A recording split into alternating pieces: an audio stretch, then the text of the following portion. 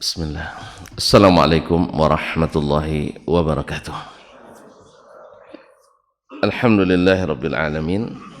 Wassalatu wassalamu ala nabi sadiqil amin. Nabiyina wa habibina wa sayyidina Muhammadin wa ala alihi at-tayyibin wa azwaji at-tahirati ummahatil mu'minin wattabi'ina lahu wa ashabihil qadatil ghurril mayamin wattabi'ina lahum bi ihsanin ila yaumiddin, amma ba'du. Kaum muslimin dan muslimat, al-hadirin wal hadirat, wal mustami'ina wal mustami'at, awal musyahidina wal musyahidat, bapak dan ibu-ibu, saudara-saudara dan saudari-saudari jemaah salat subuh di Masjid Zaid bin Thabit radhiyallahu anhu Pekanbaru, ataupun yang mendengarkan melalui Radio Urbani 91,1 FM, ataupun yang menyaksikan melalui media dimanapun berada. Alhamdulillah atas izinnya, taufik dan hidayahnya, kita bisa kembali melanjutkan bersama pengajian kita melalui kitab Ar-Risalah. Mudah-mudahan Allah berikan kita niat yang ikhlas, amal yang saleh, doa yang dikabulkan. Oleh itu mari kita bersyukur kepadanya atas nikmat yang sentiasa diberikannya. Mudah-mudahan nikmat itu selalu bersama kita. Ma'asyarul kiram, bapak dan ibu, saudara-saudari yang dirahmati Allah, selawat dan salam kepada baginda Rasulullah sallallahu alaihi wasallam, kepada anak istri, anak-anaknya, keluarganya, dan para keturunannya, para sahabat, para tabi'in, dan siapapun yang setia menegakkan ajaran dan sunnahnya. Ma'asyiral muslimin wal muslimat dirahmati Allah. Masih dalam Jumalu al-Fara'id, yaitu fardu atau kewajiban-kewajiban yang Allah wajibkan secara mujmal. Dan mujmal seperti yang sudah disebutkan atau diistilahkan oleh para ulama usulul fiqh, bahwa al-mujmal itu adalah dalalahnya ma yadullu ala akthar min ma'ani ma'a at-tasawi bainaha, yaitu maknanya mengandung beberapa makna yang sama-sama kuatnya. Ya, seperti kemarin tentang salat, bisa yang maksud salat seperti apa, bilangannya berapa, waktunya berapa, tidak ada. Semuanya kemungkinan berlaku di situ. Sehingga diperlukan penjelasan tambahan dalam sunnah Nabi atau dalam Al-Quran sendiri. Nah, sudah dibahas kemarin tentang masalah salat dengan panjang lebar, waktunya, bagaimana caranya, tempatnya, bilangannya, keadaan-keadaannya, sampai terakhir tentang salat dalam keadaan khauf, dalam keadaan takut. Sekarang berkata Imam Asy-Syafi'i rahimahullah ta'ala fi zakah, yakni jumalul faraid fi zakah, tentang perintah yang mujmal, perintah yang mengandung beberapa makna yang sama kuatnya dalam masalah zakat. Qala Allah, berkata berkata Allah Subhanahu wa taala, aqimus shalah wa atuz zakah. Dirikanlah salat dan tunaikanlah zakat. Di sini kan kalau masalah salat kan sudah bahas, tentang sekarang masalah zakat. Apa saja? Mungkin semua harta dizakatkan. Kalau tidak ada penjelasan dari Nabi sallallahu alaihi wasallam atau dari Allah sendiri dalam Al-Quran, mendengar perintah ini, wa atuz zakah, maka tunaikanlah zakat, maka semua orang boleh mengatakan padi dizakatkan, gandum dizakatkan, kurma dizakatkan, sayur dizakatkan, ikan dizakatkan, semuanya, burung dizakatkan. Kemungkinan makna yang terkandung dalamnya, makna disebut dengan mujmal, yaitu belum terinci mana saja yang dizakatkan, apakah semuanya atau tidak. Naam. Wa qala wal muqimina as-salata wal mu'tuna az-zakah. Dan Allah berfirman, orang-orang yang mendirikan salat dan orang-orang yang menunaikan zakat. Itu orang-orang yang mendapatkan kemenangan. Seperti yang dapat dalam surah An-Nisa ayat 102. Wa qala, kemudian Allah berfirman pula, fawailul lil musallin alladzina hum an salatihim sa'un. Maka neraka wailah atau kecelakaanlah bagi orang yang salat, yaitu yang lalai dalam salatnya. Alladzina hum yura'un, yaitu orang-orang yang riya, wa yamna'un al-ma'un, dan menghalangi memberi harta yang berguna. Faqala ba'du ahli ilmi, berkata sebagian ulama, kata Imam Syafi'i, hiya zakatul mafruḍah, yang wa yamna'un al-ma'un, yaitu tidak mau memberikan sesuatu yang berguna. Maksudnya oleh sebagian ulama adalah tidak mau membayar zakat yang diwajibkan. Jadi orang yang celaka itu yang tidak membayar zakat yang diwajibkan. Nah, kalau sedekah yang tidak disunatkan, dia rugi tidak memberikan, tapi tidak diancam dengan neraka. Orang yang tidak membayar zakat itu bahaya, terlaknat. Tapi orang tidak bersedekah,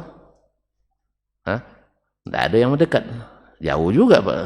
Jadi sedekah penting, tetapi tidak terancam neraka. Nah, jadi wa yamna'un al-ma'un yang awalnya kan fawailul lil musallin, kan neraka, atau mengartikan celaka, ada mengatakan neraka wail, karena dalam satu riwayat disebutkan apa itu neraka wail itu nama neraka di kerak neraka. Oleh sebab itu maka diartikan dengan neraka wail bagi orang yang salat. Lalu ditafsirkan yang salat di mana? Ini orang PKI dulu menggunakan ayat ini. Jadi masa-masa dulu PKI menggunakan ayat ini untuk menghalangi umat Islam salat, khususnya petani-petani di kampung. Kalian salat, ini ayat katanya. Mengatakan celaka orang yang salat. Yang itu orang yang tidak belajar langsung tertipu, kena subuhan. Karena ayatnya tidak disambung. Macam yang kemarin tuh, masih ingat Pak? Tidak boleh bilang kafir pada orang yang tak seagama. Mana dalilnya? Allah yang bilang, lakum dinukum waliyadin. Yang tak cerdas, kata yang tidak berilmu, dia katakan, oh iya juga ya. Allah mengakui agamamu, agamaku, agamamu, berarti sama-sama aja lah. Gitu. Lalu ditanya, itu di surat apa Pak? Baru dibilang di surat Al-Kafirun. Atau Allah bilang yang tidak Islam itu orang kafir. Alhamdulillah, selesai. Jadi sebenarnya tafsirnya ada di ayat ini langsung. Jadi semua kaum muslimin, ada ulama yang mengatakan, kalau sudah salah, Imam Ibnul Qayyim rahimahullah mengatakan, kullu ahli bid'atin istadalla bihadithin wajadta fi nafsil hadithi ma yanquduh bid'atahu. Setiap ahli bid'ah yang mendalilkan bid'ahnya dengan sebuah hadis, pasti di hadis itu ada jawaban yang membatalkan bid'ahnya. Coba buat satu bid'ah dengan satu hadis, coba. Tidak pandai, alhamdulillah, syukurlah untuk tidak pandai. Syukur itu tidak pandai. Iya. Pak Isa, coba bikin bid'ah, dalilnya hadis. Semuanya itu Pak. Semuanya itu tidak bisa. Hah? Surah Yasin, terus? Masa baca Yasin bid'ah? Coba jawab. Hah? Oh Yasin. Tuan-tuan macam aja. Ini sensitif sekali. Suka yang kayak gitu tuan-tuan. Yang lain lah. Nah, iya kan dalilnya seperti orang yang setiap disebut bid'ah nanti berat pula pokoknya. Ya. Sebab orang suka bikin tapi dikasih gelar tidak mau. Suka bikin bid'ah sehingga disebut bid'ah hasanah, tapi disuruh menjadi ahli bid'ah tidak mau pula. Awak pun yang ahli bid'ah katanya. Nah, Ya tidak apa-apa. Dosa kasih contoh sekarang, kita tidak bahas itu sekarang. Intinya setiap hadis atau setiap ayat yang dijadikan dasar untuk melakukan suatu bid'ah, pasti di ayat dan hadis itu ada dalil yang membantahnya. Saya ingin tadi di bapak-bapak, apa bilang tadi? Yasinan. Apa itu yasinan, Bang?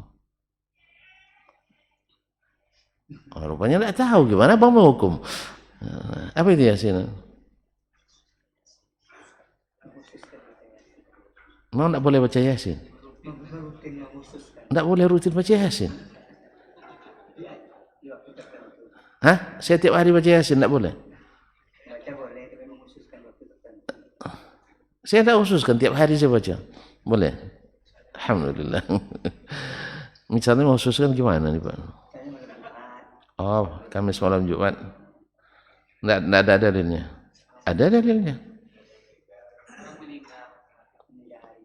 Orang meninggal, ada juga dalilnya. Hah? Ada dalilnya. Bacakan kepada orang yang mati kalian surat Yasin. Kamis malam Jumat, ada juga dalilnya. Mulai kemana-mana Pak ya.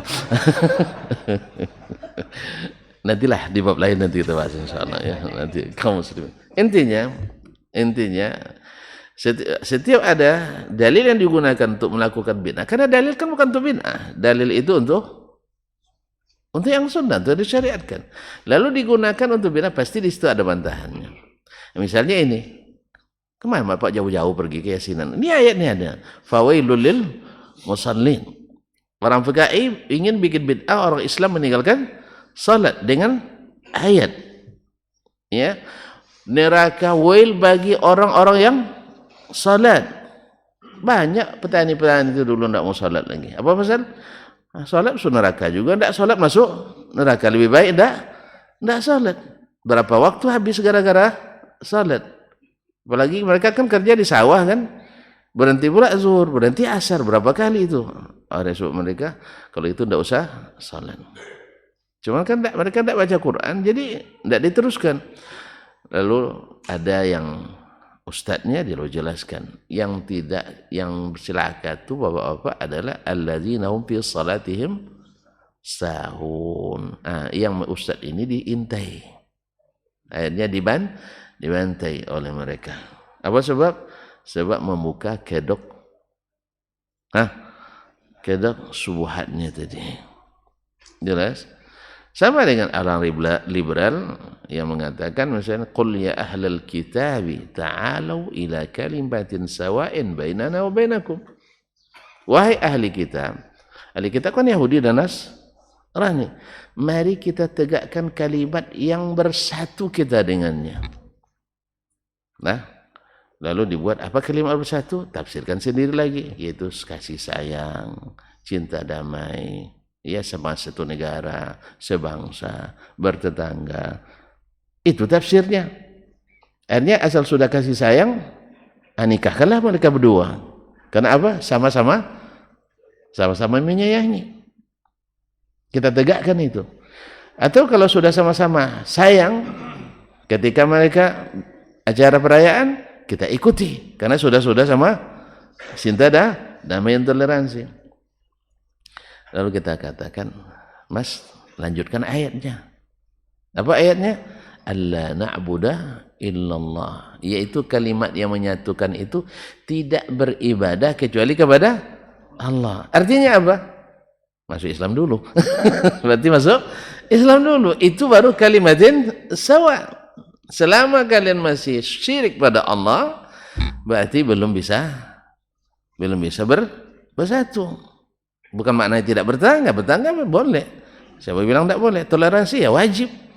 Menghargai atau membebas dari kebebasan itu wajib. Tapi untuk bersatu tidak mungkin. Dalam akidah. Jelas? Kalau bersatu organisasi kan tidak masalah dengan agama ya Pak ya. Iya. Kan tidak ada pahalanya. Kan bukan organisasi kan bukan untuk mencari pahala kan? Bahwa kalau masuk organisasi ad-dasmaniyah masuk surga. Kan tidak gitu kan? Alhamdulillah. Karena hanya sebagai alat untuk bekerja, bukan Gaya tujuan untuk beribadah. Ya. Antum punya organisasi, persatuan, pengajian, ada, ada katanya. Tapi kan tidak ibadah, itu bukan tujuan ibadah ya, hanya wasilah. Nah, ma'asyiral kiram dirahmati Allah SWT. Jadi rupanya kalimatin sawa itu adalah alla na'budu illallah wa la nusyrika bi syai'a, dan tidak menyekutukannya dengan sesuatu. Wala yattakhidha ba'duna ba'dhan arbaba min dunillah, dan jangan sebagian kita menjadikan sebagian yang lain sebagai tuhan-tuhan tandingan selain Allah. Berarti bukan cinta damai, bukan kasih sayang, bukan apa lagi? Saling mendukung. Tapi maknanya adalah menegakkan tauhid. Karena visi misi manusia di dunia adalah menegakkan kalimat liya'budun. Siapa yang menegakkan, bangsa apapun, suku apapun, kulit apapun, ya warnanya, kalau liya'budun maka sama-sama. Tapi kalau untuk kisah saya itu hanya bagian aksesorisnya. Ya kalau sudah sesama akidah pasti saling menyayangi, ya kan? Kecuali ada hak yang diambil yang tidak dikembalikan, ayolah. Tapi kalau sudah seagama, mesti kita sama. Jangan ke seagama, sebangsa saja kita sudah saling menyayangi. Iya enggak? Kalau ketemu keluar nampak mereknya Indonesia, dikejar enggak? Hah? Kalau sempat antum ketemu di luar negeri, antum pergi jalan-jalan misalnya ke Australia, nampak peci nasional. Wih, masya Allah orang Indonesia, iya kan? Ada rasa itu tuh pasti, kecuali itu ada berubah. Sudah tidak lagi mencintai negeri ini. Selama masih ada cinta kita, dan pasti manusia itu diciptakan mencintai tempat tinggalnya, mencintai orang yang sebangsa dengannya. Maka kita dilarang untuk mengikuti cara dan gaya yang bukan gaya kita. Ya Pak ya? Yang bukan gaya kita. Kalau gaya kita jelas ini orang Indonesia asal besarung, berarti orang doa besawung, kinsawung. Pasti orang Indonesia. Ya tak? Nah, Allah musta'an. Gimana? Baik.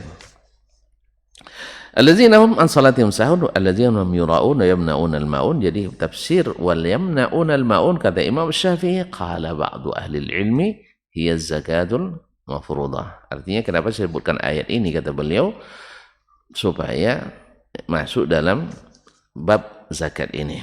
Qala Allah, berkata Allah Subhanahu wa taala, khudz min amwalihim sadaqatan, ambil dari harta mereka sadaqatan, sedekah, tutahhiruhum wa tuzakkihim biha, supaya engkau membersihkan mereka dan menyucikannya.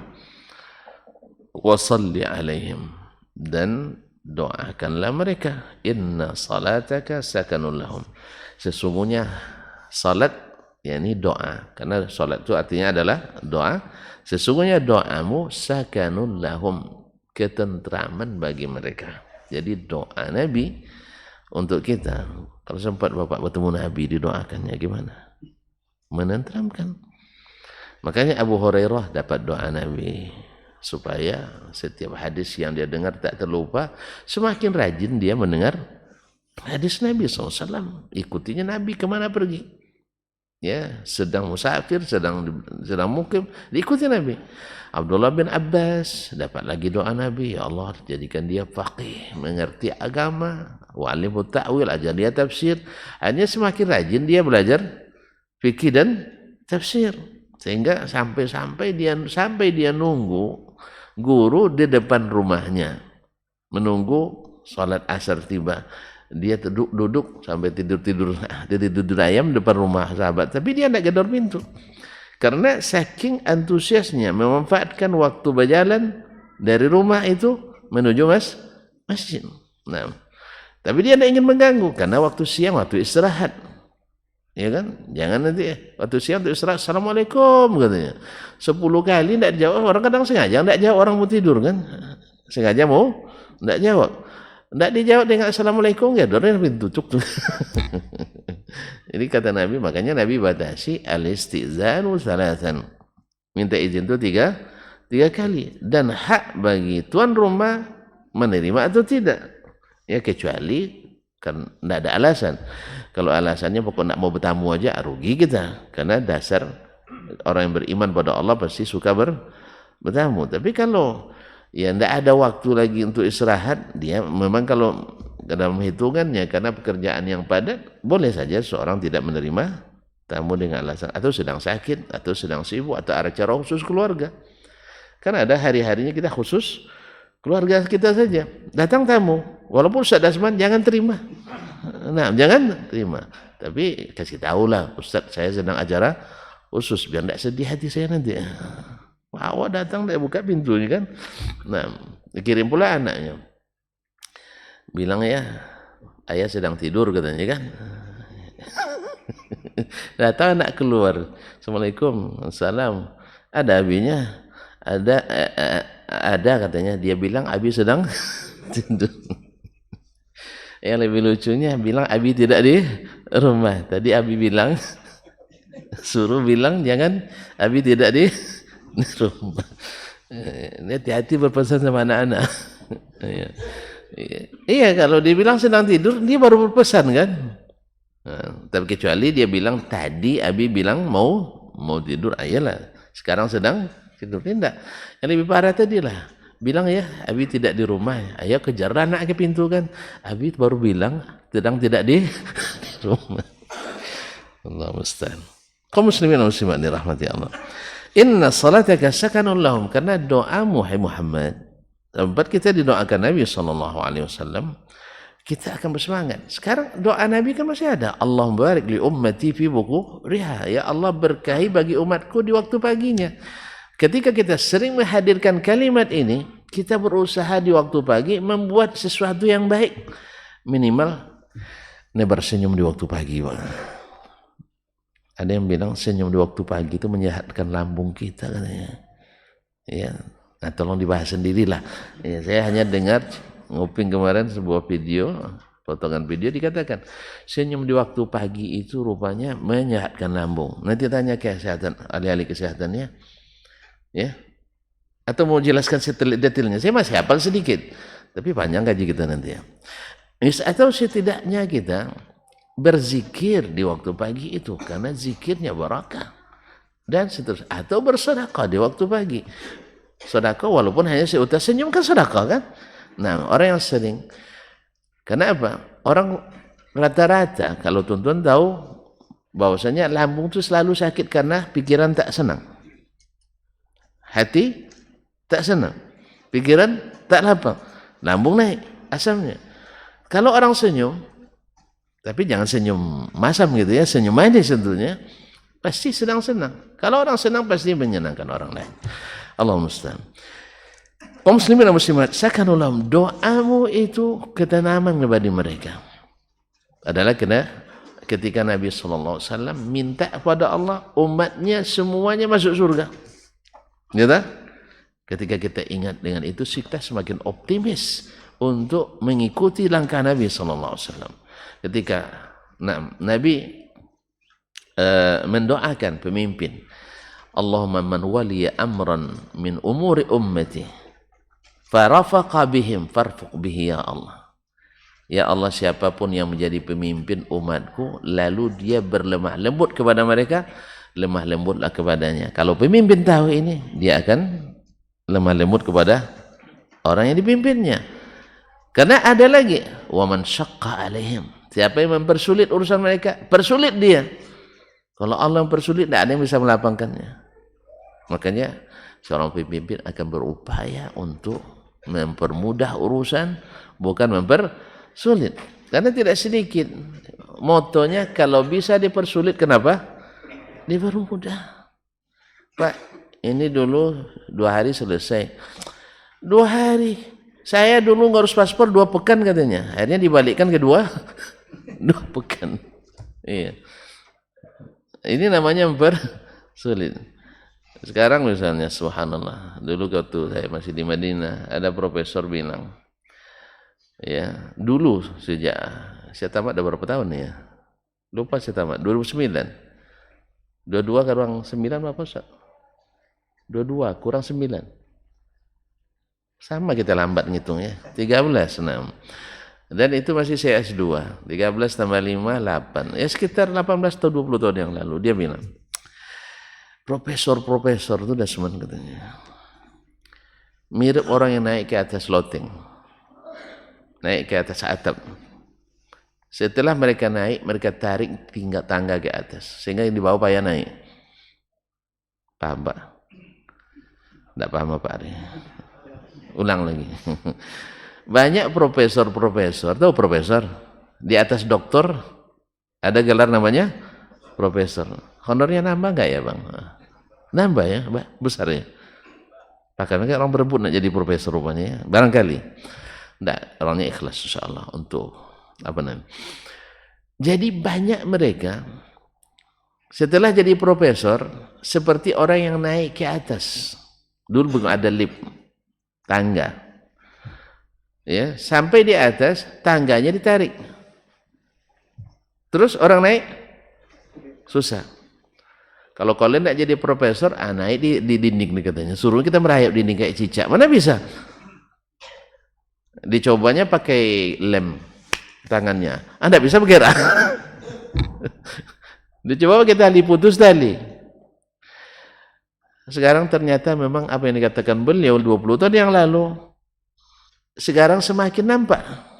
Ya syarat-syarat profesor sekarang tuh Masya Allah. Sampai-sampai ada yang bilang, andainya profesor yang sudah profesor sekarang ulang kembali ujiannya dengan syarat ini, tidak berapa orang yang lulus.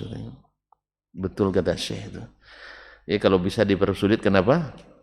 Kenapa dipermudah? Yang masalahnya kadang-kadang syarat itu tidak sesuai dengan spesialisasi kita. Ya saya misalnya di hadis disuruh ngitung ya di berapa mobil lewat tol Permai sehari. Kan bukan bidang saya Ustaz.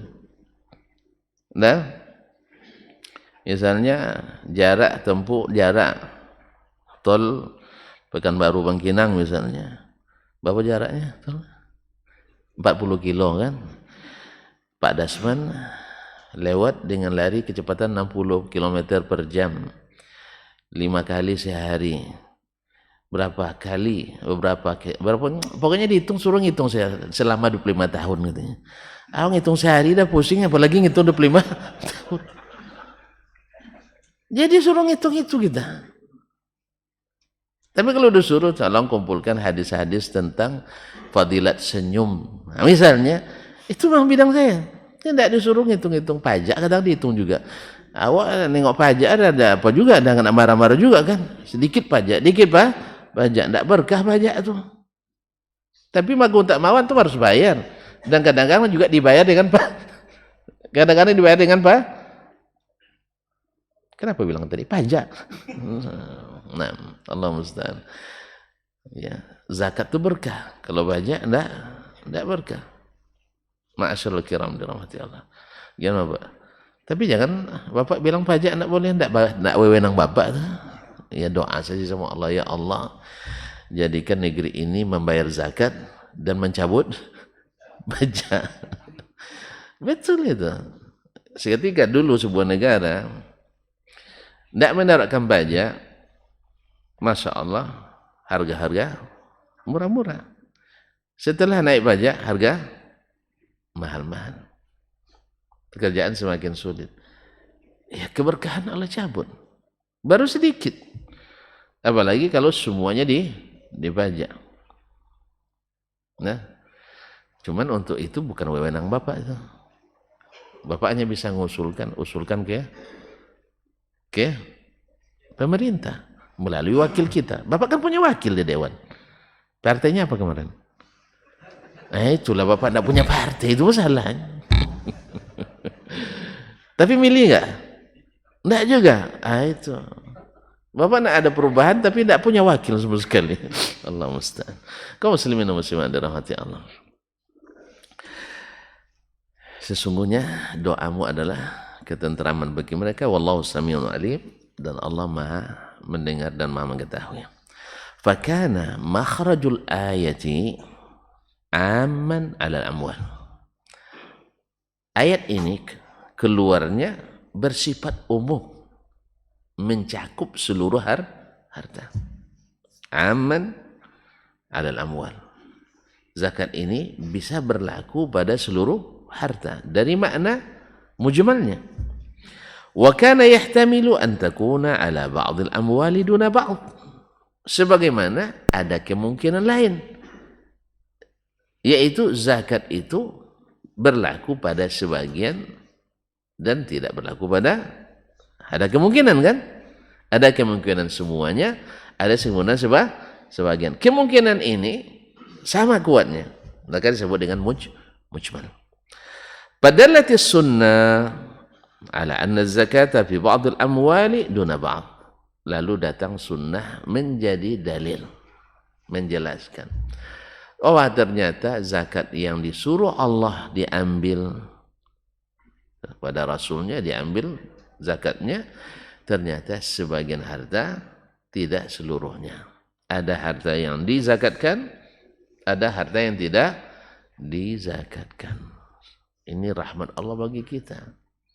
Kalau sempat seluruh harta dizakatkan, seluruh harta dizakatkan, yang hanya sebagian saja dizakatkan, dah bingung kita ngitungnya kan? Bingung ngitung, kenapa enggak? Sudah 10 tahun enggak dibayar. Ya, tentu bingung dia ngitung. Ada pernah teman di lembaga amil zakat atau lembaga amil zakat Laz ya. Diundang oleh seorang bapak keluarga karena dah lama tidak bayar zakat. Dihitung zakatnya, ternyata terkumpul tidak terlalu banyak rupanya. Ya sekitar kalau dikonversikan dengan mobil, seekor Innova lah zakat. Gimana? Salah bahasanya. Innova kan perempuan kan? Apa namanya, betina kan? Jadi seekor Innova. Hah? Banyak tuh. Atau apa bahasanya? Coba kasihlah saya bahasa yang pas. Sebuah lah, sebuah mobil Innova. Innova berapa? Enggak tahu juga. Awak makai pandainya, harga enggak pernah tahu. Berapa?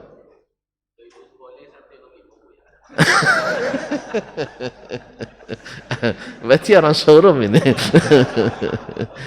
2016 165. 2011. Carilah yang 2022. Itu 2022 berapa? 500. Enggaklah 500. Jadi dah mulai bimbang dia. Karena 500 juta besar. Ya kan? Mulai bimbang dia. 500 juta besar. Akhirnya apalagi anak yang paling tua bilang, "Pak, itu satu buah Innova tuh Pak," katanya. Makanya keluar bahasa Innova. Jadi dia bilang itu seharga sebuah mobil, satu unit ini Innova. Ada mulai pandangan bapak tuh ke yang satu Innova nih. Padahal kalau dia melihat yang 39 kan 1/40 cuma. Kalau ini Innova 1 masih tinggal 39 lagi Innova. Itu di harta yang bergerak saja. Artinya harta yang diwajibkan zakat. Belum lagi rumahnya kan. Rumah rupanya ada pula satu di Pekanbaru, satu di Payakumbuh, satu di Bangkinang. Iya kan? Yang rumah yang tidak diinvestasikan kan tidak kena zakat. Padahal nilai sebuah rumah mungkin minimal berapa Innova pula? Ya. Ya kalau sudah kekayaannya segitu berapa kira-kira rumahnya Pak? Hah? Awak tidak pernah ngitung duit banyak loh Pak. Ya itulah masalahnya. Jadi payah. Awak pernah ngitung duit banyak, betul. Terpaksa kita angkat tangan aja. Pasti rumahnya menyesuaikan. Tapi gitulah. Akhirnya apa katanya Ustaz? Besok datang lagi. Atau nanti saya telepon Ustaz katanya. Alhamdulillah sudah berlanjut 25 tahun tidak telepon-telepon lagi. Iya, sudah 25 tahun tidak ada dia telepon lagi. Tapi kita bersangka mungkin dibayar melalui lembaga ambil zakat yang lain. Berbaik sangka aja. Ya, mungkin sudah dibayar di tempat lain gitu. Jangan-jangan dia curiga juga kalau Ustaz ini tadi belinya Innova untuk dia nanti katanya. Karena Ustaz ini tidak ada Innovanya, jadi hanya dibeli. Jadi hanya tidak ditelepon-teleponnya selepas itu. Apa? Ini baru satu harta, jenis harta. Apalagi kalau banyak, setiap harta dizakatkan, semakin banyak kita penyemplang zakat. Maka Allah rahmat kepada kita. Jadi kalau tuan-tuan tidak mau berzakat, mana tahu? Maka peliharalah harta yang tidak ada zakatnya. Misalnya kalau punya tanah 50 hektar, tanam yang tidak ada zakatnya, rumput, ilalang, kan tidak ada zakatnya.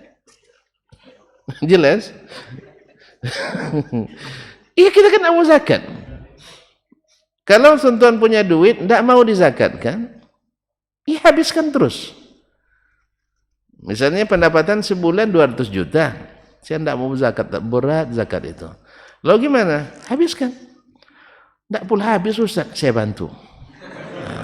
Iya. Insya Allah saya siap membantu. Ya, kalau 200 juta tuan-tuan tidak bisa, bagi saya kecil 200 juta. No. Untuk menggunakan, mencari bayar. Untuk menggunakan 200 juta, insya Allah setengah jam saya biasa habiskan. Tapi untuk mencari 50 tahun belum tentu saya kumpulkan. Nah, jadi kalau ada yang tidak mau berzakat, pendapatannya besar, saya konsultannya insya Allah. Ya, saya siap untuk jadi konsultan gimana cara menghabiskannya. Biar tuan-tuan tidak mikir zakat lagi. Apalagi kalau makannya sudah disukat. Tahu makan disukat? Aqua tidak boleh lebih dari segelas sehari. Minum air bercuak. Bercuak, air berwarna, bercuak namanya itu, bercorak. Iya, air teh tidak boleh, kopi dilarang, jus nggak bisa, susu apalagi Pak. Nah, semua tidak bisa. Berarti berapa dia harus bisa makan sehari? Ya kalau sudah badan lemah, baju bagus pun tak terasa indah. Apalagi nak berbini lebih dari satu tambah pada bisa. Kan payah semuanya itu. Jelas? Nah, maka tidak bisa menghabiskan, insya Allah saya siap membantu.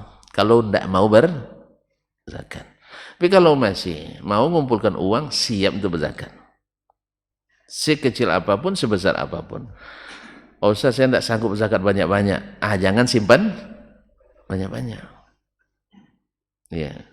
Banyak cara, pokoknya peluang untuk menghabiskan itu banyak. Yang peluang untuk mencari ini yang susahnya. Untuk menghabiskan banyak. Misalnya, tadilah saya katakan, Bapak mau habiskan dengan cara apa? Pendidikan, banyak lembaga pendidikan. Bikin masjid, banyak masjid yang terbengkalai. Ya tak? Atau nak membantu janda-janda. Alhamdulillah, insya Allah tidak payah carinya, banyak. Baik dengan akad maupun tanpa. Yang dengan akad atau tanpa akad. Tapi memang pikir-pikir betul lah. Ini kadang-kadang gara-gara menyelamatkan janda orang, istri kita yang jadi, itu jangan. Gara-gara menyelamatkan janda orang, janda kita, istri kita yang jadi janda. Ini repot juga di Indonesia ini memang. Karena memang aturan tidak mendukung laki-laki di sini. Aturan banyak mendukung perempuan. Belum lagi presidennya perempuan, sudah sudah perempuan yang didukung di sini. Apalagi kalau presidennya perempuan. Oleh sebab itu hati-hati, jangan pilih presiden. Subhanallah. Enggak, saya bukan karena itu. Karena presidennya perempuan, kasihan suaminya. Dia enggak jadi apa-apa. Dipanggil Bapak Presiden enggak boleh. Jadi ketua Dharma Pria enggak ada. Iya, di protokoler terbatas geraknya. Ada ruang-ruang presiden yang dia tidak bisa masuk. Tapi kalau suami yang di presiden, woi, yang berkuasa sebenarnya the real presidennya adalah istrinya. Makanya ibu-ibu yang punya semangat memimpin, suruh suaminya maju. Dan ingatkan dia nanti, abang kalau jadi presiden, ingat ya, abang pekerja saya. Karena saya yang mendukung. Nah, insya Allah nanti ibu bisa ngatur tuh. Kan PP nomor 10 itu kan lahir gara-gara ibu dulu tuh. Lupa teman-teman? PP nomor 10. Hah? Enggak pernah. Berapa? Tentang Bapak jangan vulgar sekali. Nah, PP nomor 10 kaji aja sendiri. Itu ibu dulu yang buat itu. Ibu mana? Ibu Mendiang. Nah. Sampai sekarang belum ada yang berani mencabut karena pengaruh ibu-ibu selanjutnya. Nah, jelas. Kalau yang jadi ibu nanti pasti semakin diperkokoh dari PP menjadi UU, menjadi undang-undang. Nasallahu salamatul afiyah. Ini kayaknya sengit juga perlawanan nampaknya. Ibu-ibu dengar ini akan semangat untuk menjadi ibu-ibu, atau minimal presiden yang bisa diatur oleh ibunya. La haula wala quwwata illa billah. Semua kita kayak gitu kaum muslimin. Baik, falamma kana al-malu asnafan, tatkala harta itu terbagi dalam berbagai klasifikasi, berjenis-jenis, minhul masyiyah, di antaranya ada yang al-masyiyah. Al-masyiyah hewan ternak. Al-masyiyah hewan ternak. Karena dia disebut al-masyiyah karena tidak pernah mengendarai. Kan hewan biasanya selalu dikendarai. Nah, al-masyiyah maknanya dari kata masya yamshi, yang berjalan. Yang berjalan. Kemana-mana dia berjalan. Fa'akhadha Rasulullah SAW minal ibili wal ghanam. Maka Rasulullah SAW mengambil zakat dari jenis onta, wal ghanam, dan kambing.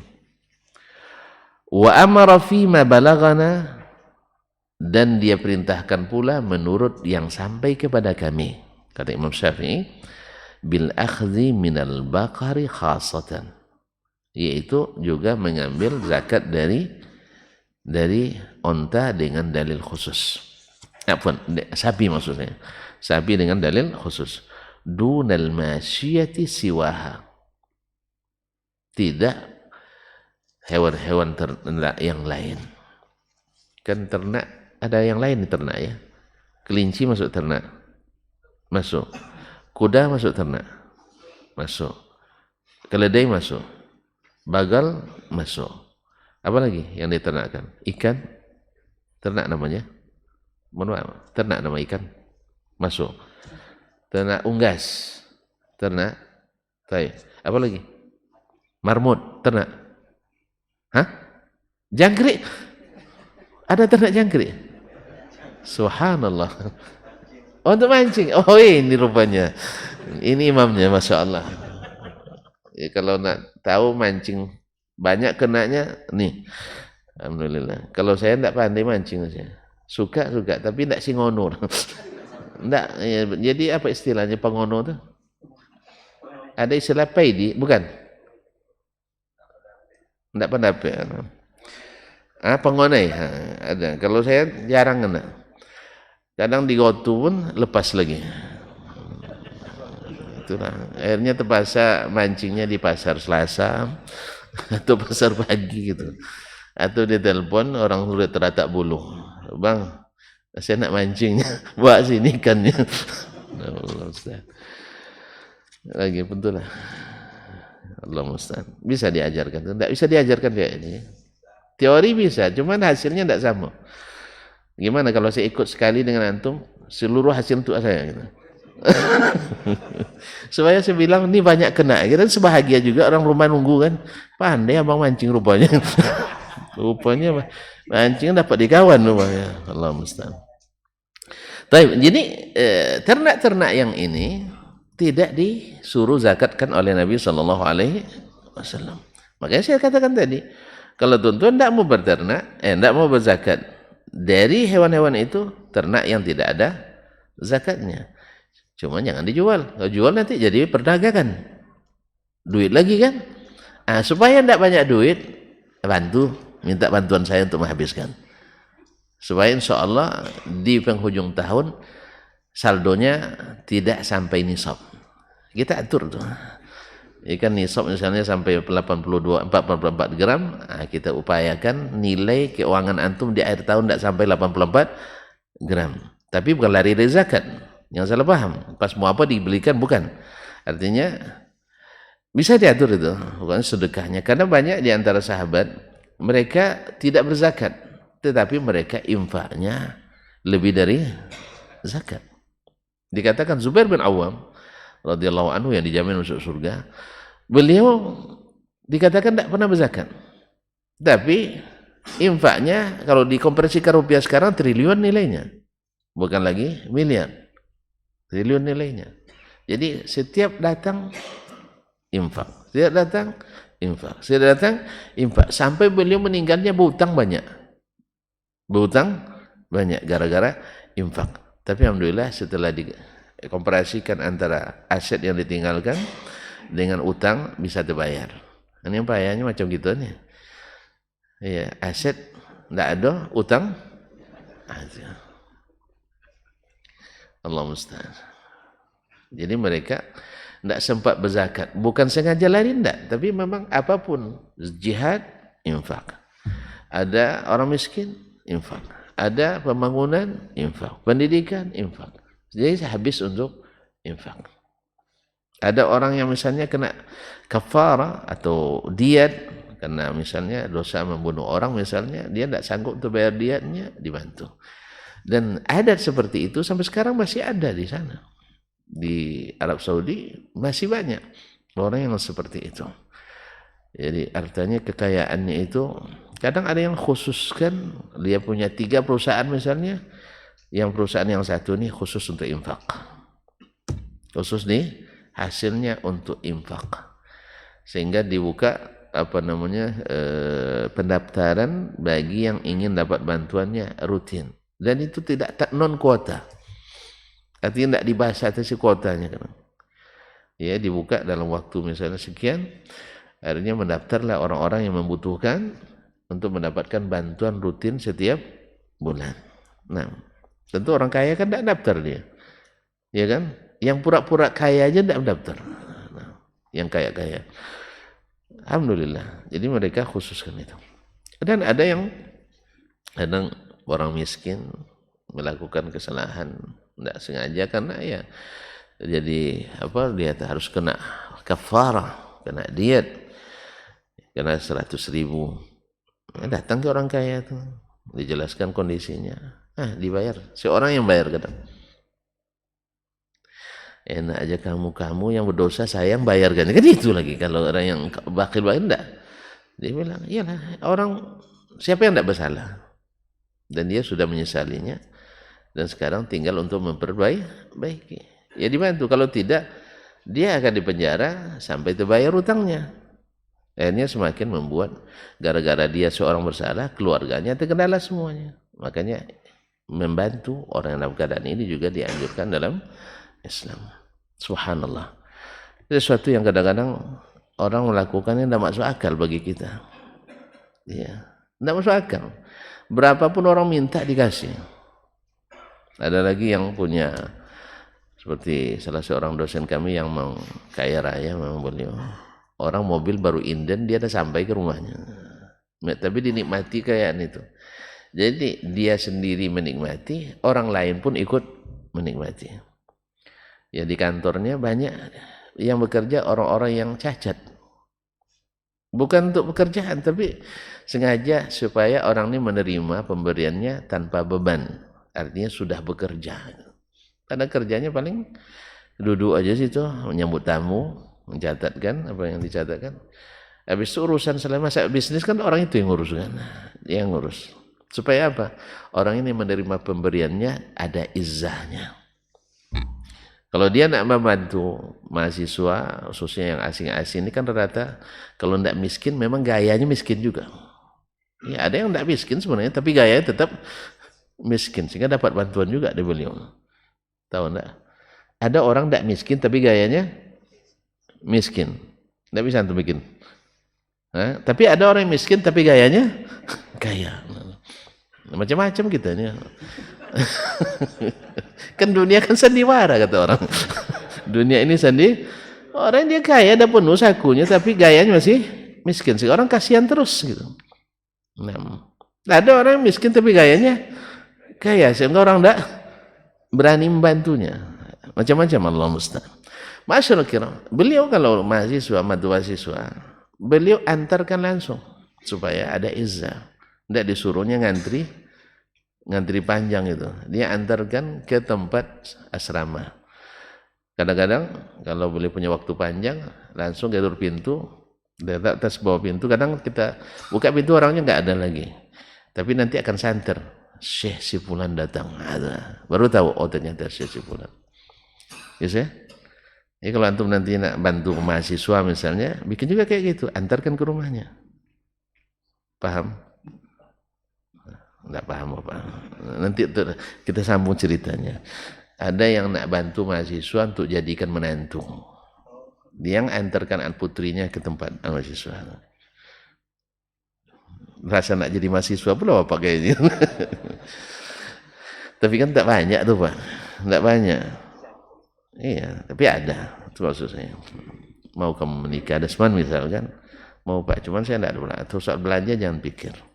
Mau apa tidak? Mau. Siapa yang mau Pak? Anak saya katanya. Tentu kejut Pak. Ya, terkejutnya kejut mau memang. Pura-pura terkejut. Kaum muslimin muslimat dirahmati Allah. Jadi Nabi SAW mengambil zakat dari yang sifatnya binatang ternak, onta dengan segala spesiesnya, spesies atau famili namanya, Anda lupa lagi istilahnya, kan ada famili ada spesies, famili unta atau spesies onta, ya, sama-sama tidak tahu kita. Yang peternakan mana peternakan, mana yang lebih luas spesies apa famili? Famili lebih luas. Iyalah, masya Allah. Nanti ahli peternakan antum banyak. Jadi famili kerabat onta, wal ghanam dan juga dari jenis kambing, wal bakar jenis sapi. Jadi sapi dan turunannya. Kalau kerbau kan digolongkan ke sapi, Jawi ke sapi, Banten ke sapi dan seterusnya. Masyaallah kiram dirahmati Allah. Dunal masyiyati yang selain tidak. Maka kita katakan kalau seandainya tidak mau berzakat, jangan ternak kambing, jangan ternak onta, jangan ternak sapi dan seluruh familinya. Kalau itu ternak marmut aja loh Pak, atau ternak yang tidak dizakat. Dan kalau banyak bagi-bagi aja gratis, jangan diperdagangkan. Sebab kalau ayam walaupun tidak dizakatkan, tapi kalau sudah jadi komoditi dagang, mesti uangnya akan terkumpul. Uang ini bila sudah terkumpul, maka ada nisabnya. Nah, kalau tidak mau sampai nisab, tadi yang saya katakan, laporkan saja ke konsultan untuk menghabiskan. Ya, untuk menghabiskan. Kalau untuk menginvestasikan, mana ahlinya kita? Awak ahlinya bagian menghabiskan. Kan bagi-bagi keahlian kita. Ada tuan-tuan ahli mencari. Kalau saya ahli menghabiskan. Itu pula takdir saya, Pak. La haula wala quwwata illa billah. Baiklah kaum muslimin, thumma akhadha minha bi'adadin mukhtalif. Kemudian Nabi mengambil darinya jumlah-jumlah yang berbeda. Unta berapa ekor? 5, ya kan? Kambing berapa ekor? 40. Sapi berapa ekor? 30. Berarti tidak sama. Oh, kok begitu? Tidak adil. Kalau antum sudah nuduh Nabi tidak adil, ya ralat iman antum. Karena kalau Allah dan Rasul tidak adil, tidak ada keadilan di dunia ini. Karena ini wa ma yantiqu 'anil hawa in huwa illa wahyun yuha. Tidak adilnya karena antum yang barangkali kita yang tidak bisa mencernanya. Jelas? Ya, semua itu ada hikmah. Nah, kalau tidak mau berzakat onta, kan onta 5 langsung berzakat Ustaz katanya kan zakatnya kan tidak seekor onta. Ya, 5 ekor onta zakatnya seekor kambing. Bukan seekor onta iyalah. Nah. Kemudian kambing 40. Jangan antum coba-coba itu dengan rupiahnya. Nanti antum akan memprotes Allah SWT. Makanya kaum muslimin, ini juga bil munasabah. Kalau Allah tentukan barangnya, jangan antum tentukan harganya. Seperti zakat fitrah misalnya. Nabi tentukan barangnya, lalu antum tentukan harganya. Akhirnya kita main-main di sini. Main-main di sini sehingga orang lebih senang bayar duitnya daripada barangnya. Sehingga duit itu kadang tidak sampai kepada apa yang karenanya diwajibkan zakat fitrah. Ustaz yang terlalu keras, ini pendapat ulama, bukan keras. Saya bukan keras, tapi saya ingin mengembalikan seperti yang ya, supaya memang ta'matul lil masakin itu terjadi, bukan duhanan lil masakin, bukan untuk rokok untuk orang miskin. Apalagi di kampung-kampung itu dikasih zakat fitrah 25.000, berapa? Apa yang dapat? Beli baju bisa? Hah? Tidak dapat. Yang dapat rokok, betul. Nah, kasih 50.000, apa yang dapat? Kan katanya dia butuh uang. Kalau masyarakat itu butuh uang, mohon maaf, kasih uang, tapi bukan dari zakat. Kan masih banyak bab lain. Jangan yang sudah ditentukan ini diutak ating. Jelas? Ustaz memang radikal pendapatnya. Bukan, ini jumhur yang berpendapat seperti itu. Kemudian Imam Abu Hanifah sendiri yang mengatakan boleh itu juga bersyarat, bukan sembarangan dari awal diputuskan. Kalau masyarakatnya, berarti tidak semuanya, sebagian membutuhkan uang, maka boleh diberi dalam bentuk uang, bukan dari awal langsung diuangkan, tidak. Jelas? Jelas? Sudah jelas kita tutup? Nah, belum lagi. Nah, bi'adad mukhtalif kama qada Allah ala lisani nabi, seperti yang Allah putuskan melalui lisan nabinya sallallahu alaihi wasallam. Wa kana linnasi masyiyatun, pada waktu itu orang-orang masyarakat memiliki masyiyah ternak, min khailin berupa kuda, wa humurin yaitu keledai, wa bighalin bagal yaitu peranakan kuda dengan keledai, wa ghairiha dan selainnya. Falamma lam ya'khuz Rasulullah sallallahu alaihi wasallam min syai'an, di saat Rasulullah tidak mengambil zakat dari ternak itu, kuda tidak, keledai tidak, bagal tidak. Naam, wa sanna an laisa fil khaili sadaqah, dan Nabi sunnahkan bahwa kuda tidak ada zakatnya. Istadlalna, kita mengambil dalil ala anna sadaqah, bahwa sesungguhnya sedekah zakat fima akhadha minhu, apa yang dia ambil daripadanya zakat, wa amara bil akhdhi minhu, atau dia perintahkan mengambil zakatnya, duna ghairihi, bukan yang lain. Nah, di sini kita paham ikhwan kaum muslimin muslimat, Imam Syafi'i dulu cari dalilnya baru memutuskan hukum. Jangan putuskan hukum dulu baru cari dalil. Ini perbedaan manhaj. Yang manhaji, metodologi, berapa banyak khususnya di kalangan mutaakhirin, amalkan dulu, nanti baru dicari landasan hukumnya. Kan banyak, akhirnya terbawa pula ke proyek-proyek. Kerjakan dulu, baru nanti buat payung hukumnya. Kadang payungnya robek pula, akhirnya basah. Akhirnya jadi temuan. Ini juga kaum muslimin dan muslimat, masalah agama. Jangan amalkan dulu sebelum ketemu dalilnya. Jadi cari dalil dulu baru buat hukum. Jangan buat hukum dulu baru carikan dalilnya. Akhirnya nanti ibarat bikin kue, seperti yang saya bilang semalam, seperti bikin kue udah jadi, tepungnya lupa masukkannya. Akhirnya digelimangkan tepung itu ke kue, akhirnya jadi tepung gelimang kue. Kue gelimang tepung. Akhirnya canda godok begulunya nak buat baking soda. Enak bikin apa? Kue apa namanya? Cake ya. Akhirnya jadi apa istilahnya macam godok begulo. kue gelimang topung. Tidak jadi kaum muslimin. Jadi kerjakan dulu, baru dicarikan bahannya, baru carikan dalil. Tidak, kumpulkan bahannya dulu, baru diolah dengan berbagai produk yang indah dan sesuai selera dan rasa. Ini tidak dipaksakan dulu. Habis itu baru ditambahkan bahannya, tompol sini, dompol sini, dompol sini. Mobil udah banyak dompolnya, bagus. Kan bagus ya? Nah, oleh sebab itu, inilah Imam Syafi'i ngajarkan kita. Dibacakannya ayat Quran dulu, iya kan? Di awal bab. Ternyata ayat ini memerlukan tafsiran hadis. Lalu didatangkan hadis. Dari kumpulan ayat dan hadis, baru dia menyimpulkan hukum. Bahwa zakat tidak diambil kecuali yang diambil oleh Nabi SAW. Sehingga ketika ditanya, misalnya ada yang bertanya, Imam Syafi'i, kenapa unggas tak zakat? Lalu dia katakan, tidak saya temukan satu pun hadis Nabi SAW menzakatkan unggas. Oh gitu ya? Iya. Memang yang ditinggalkan Nabi mesti ditinggalkan. Ya kalau tidak kita tinggalkan, siapa yang jadi ikutan kita? Kan kita disuruh ngikut Nabi atau disuruh untuk bervariasi?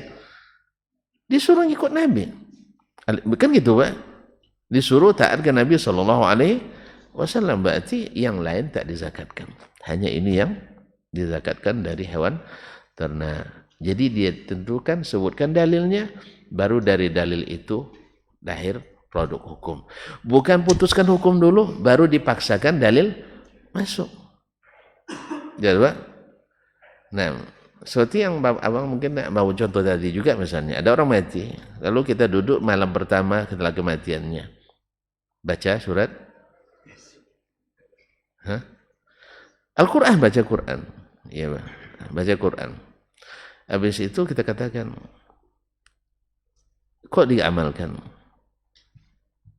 Pasti tidak akan ketemu Nabi SAW mengamalkan, dan tak akan ketemu sahabat juga mengamalkan. Sah?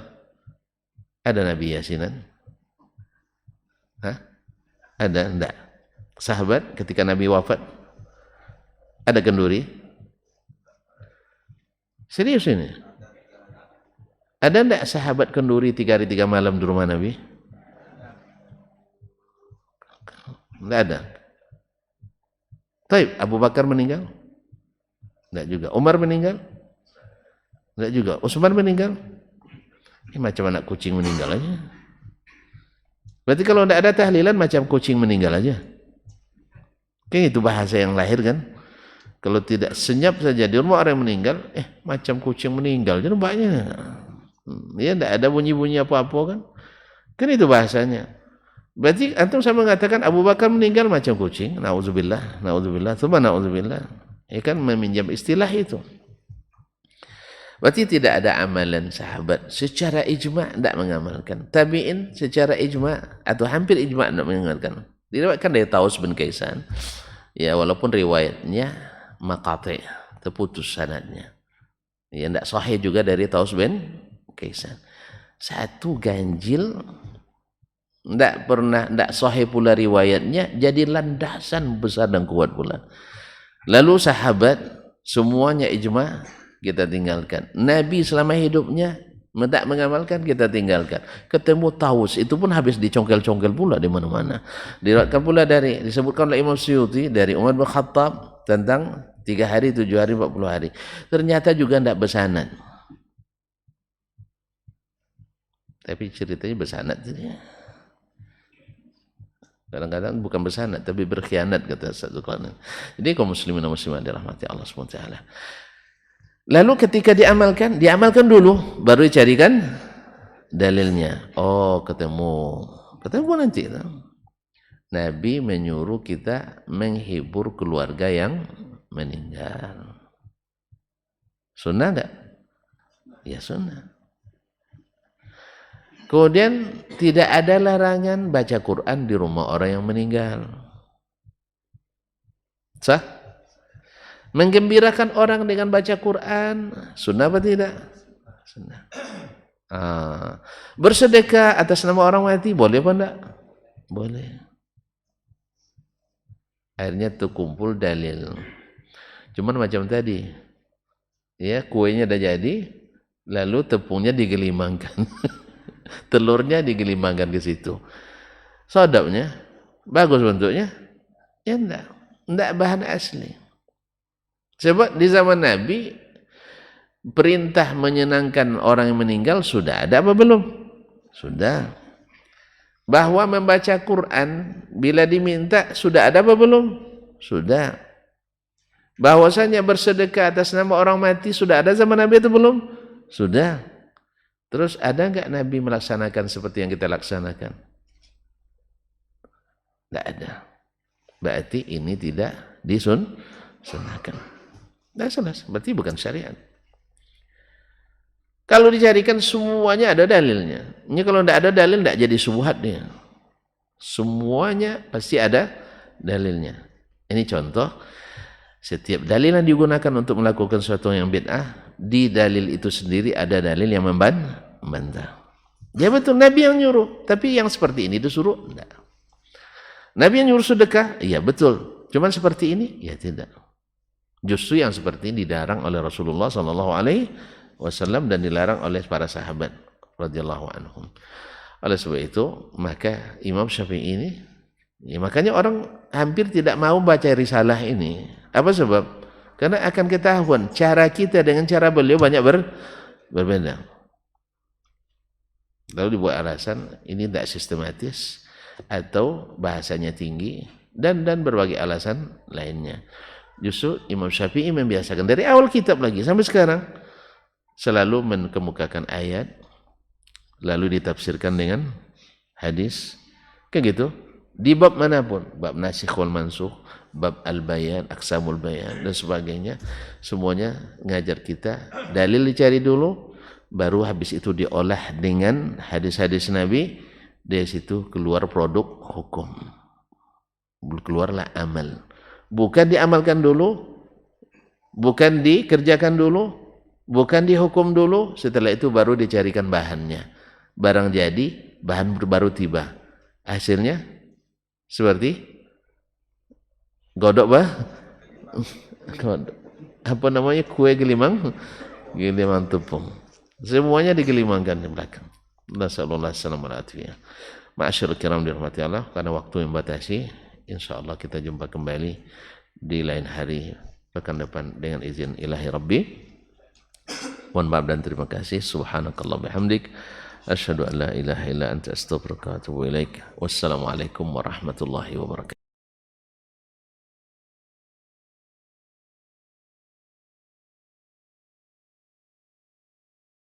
Majtama'a qaumun fi baitin min buyutillah yatluna kitab Allah wa yatadarasunahu fima bainahum illa nazalat alaihimus sakinah wa ghasyiyatuhumur rahmah wa haffat bihimul malaikah wa dzakarahumullahu fiman indah. Tidaklah suatu kaum duduk di salah satu rumah Allah membaca ayat-ayat Allah dan sama-sama mempelajarinya, kecuali turun kepada mereka as-sakinah, ketentraman dan kenyamanan. Wa ghasyiyatuhumur rahmah, dan mereka diliputi pula oleh rahmat, kasih sayang dari Allah Subhanahu wa taala. Wa haffat bihimul malaikah, dan mereka pun dikelilingi oleh para malaikat, karena malaikat suka majlis-majlis zikir dan ilmu. Wa dzakarahumullahu fiman indah, dan Allah akan banggakan sebut-sebut mereka di kalangan malaikat-malaikat yang ada di sisinya, di masyarakat atas. Mudah-mudahan kita termasuk yang sering disebut-sebut di sisi Allah, di kalangan para malaikat, dan di akhir majelis ini mudah-mudahan kita pula mendapatkan seperti yang tersebut dalam hadis qudsi, qumu maghfuran lakum, silahkan berangkat meninggalkan majelis ini dalam keadaan diampuni dosa-dosa kalian.